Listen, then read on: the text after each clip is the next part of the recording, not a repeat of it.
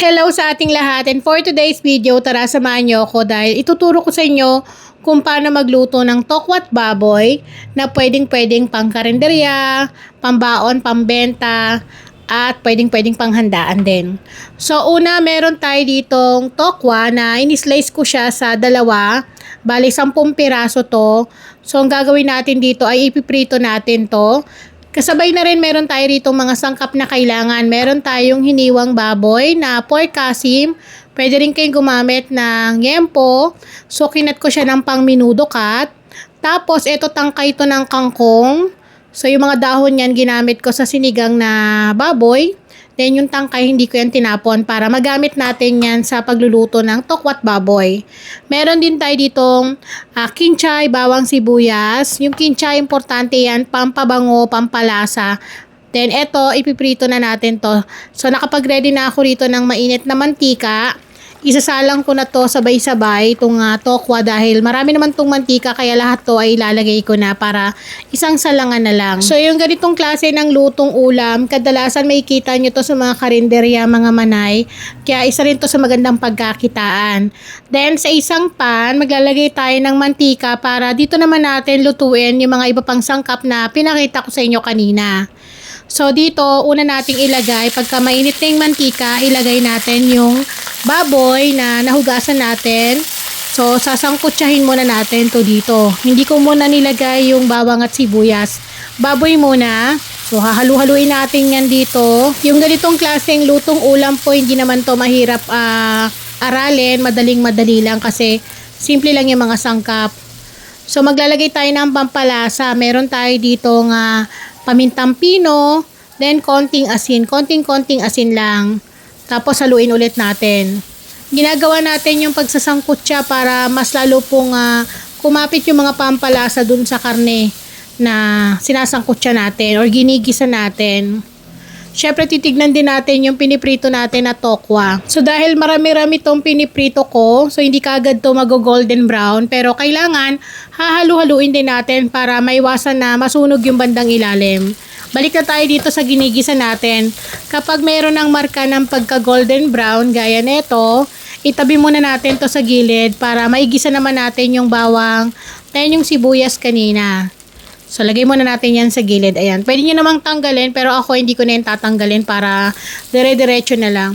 Pinagsabay ko na yan, bawang, sibuyas. Sasangkutsahin natin to o igigisa ba para mas lumabas po yung aroma nung mga pampalasa natin. Importante po talaga na ginigisa. Ngayong araw mga manay, marami po akong niluluto talaga ngayon sa kitchen kasi pang stock to sa bahay.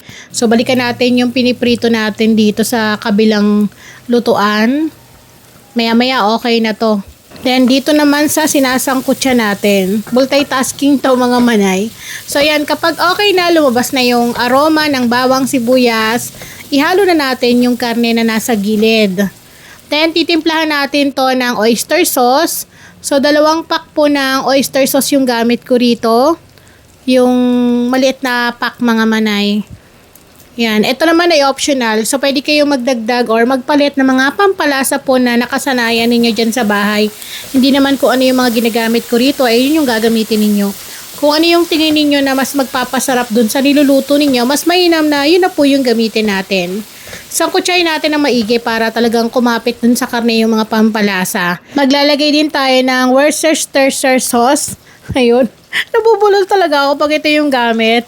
So, mga 1 tablespoon lang yung nilagay ko. Tapos, meron tayong Kikkoman soy sauce. Maglalagay din tayo neto. I-try nyo po itong soy sauce na to kasi talagang iba yung lasa neto. Masarap, malinamnam po.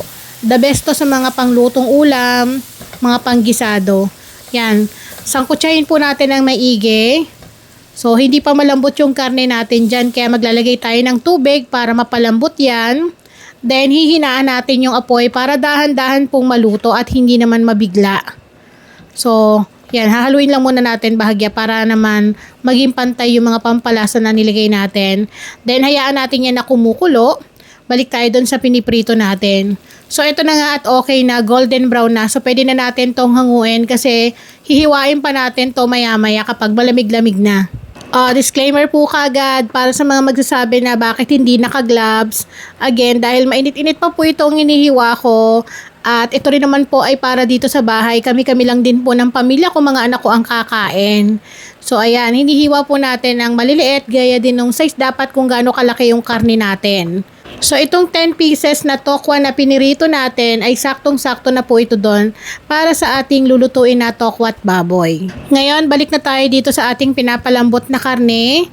Haluin muna natin para matanggal yung paninikit sa bandang ilalim. Again, kailangan katamtaman ng apoy. Maglalagay tayo ng aking sikreto. Maglalagay tayo dito ng liver spread. Ito po yung magpapabigay ng kakaibang lasa para sa ating tokwat baboy. I-try nyo po ito. So, isang maliit lang po na lata yung aking ginamit na Reno. Yan yung brand mga manay. Pero, pwede naman kayong gumamit ng ibang brand. Kung ano yung merong available dyan sa inyo, yun na yung i-try ninyo. Pero ito kasi ito yung gamit ko rito.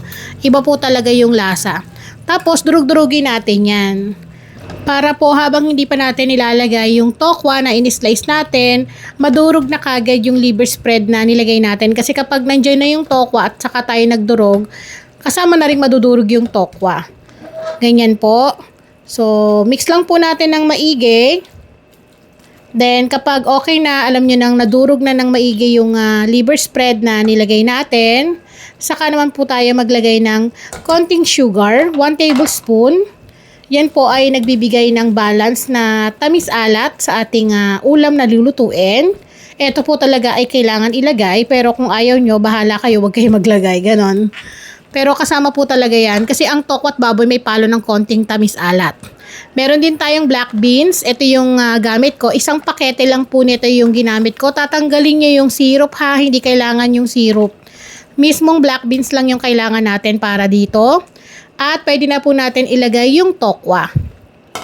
Yan, yung na-slice natin na tokwa. Ang bango.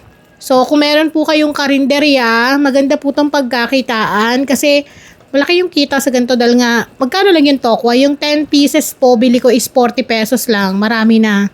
So, nakakapagbigay siya na napaparami yung ulam natin. Kaya pwede rin po talagang pang budget. Yan, kung nagtitipid-tipid, maganda po ito.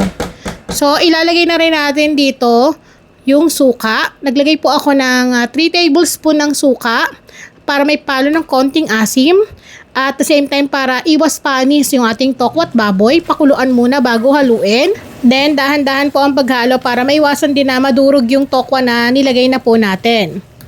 So, maglalagay din tayo dito mamaya ng tubig na merong cornstarch pampalapot. Yun po ay slurry para po may palo ng pagkalapot. Pero bago yan, ilagay na natin yung na-slice natin na tangkay ng kangkong. Ito po ay optional. Sa totoo, wala naman talagang nilalagay na ganito. Kaso nga, para naman hindi po sayang at nakakadagdag rin po to para maparami yung ulam natin. Lalo na nga sabi ko sa inyo, kung nagtitipid tayo, gusto natin makakain ng masarap, pero gusto natin maparami para lahat makakain, isa pong dagdag idea to. Lagyan natin ng kangkong. Kasi yung kangkong, mura lang po yan. So, ilagay natin yan. Then, mix lang po natin. Ito po ay luto na, kaya hindi na po ito kailangan lutuin pa ng matagal. So, maglalagay na lang tayo dito ng slurry, pampalapot. Pero tatakpan po muna natin yan ng mga ilang minuto. Then, after 2 minutes, balikan po ulit natin. Halu-haluin. So, mapapansin nyo, di ba maiga-iga siya? Kaya maglalagay tayo ng slurry para may konting masarsa yung texture ng ating tokwat baboy. So, again, ito madali lang po. Meron kayong half cup ng tubig. Maglagay po kayo ng 1 tablespoon ng cornstarch or corn flour. Isa lang po yon. Dahil lulutuin na lang po natin to ng mga at least 2 minutes. Tapos, maya-maya ay pwede na tayo maglagay ng kinchay na pang ibabaw. Kapag ilalagay po yung kinchay, mas mainam po na patayin na po ang apoy kasi yan po ay maluluto na sa init ng ating ulam. Haluin po natin, nakakapagbigay po yan na mabangong aroma, gayon din po sa lasa para sa ating tokwat baboy. Then optional, kung meron po kayong sesame oil, maglagay lang po kayo ng mga 1 tablespoon bago nyo iserve para po talaga mabango at nagbibigay ng kakaibang lasa. Eto na at ready to serve ang ating tokwat baboy na pwedeng-pwede nating pambaon, pang stock at pwede rin po sa karinderya. Kaya kung nag-iisip ka na pasok sa budget na lutong ulam, itry nyo po itong ating bagong recipe at I'm sure na magugustuhan po ng inyong pamilya. At bago natin iserve, maglagay tayo ng chopped kinchay sa ibabaw para naman maganda at nakakaganang kainin.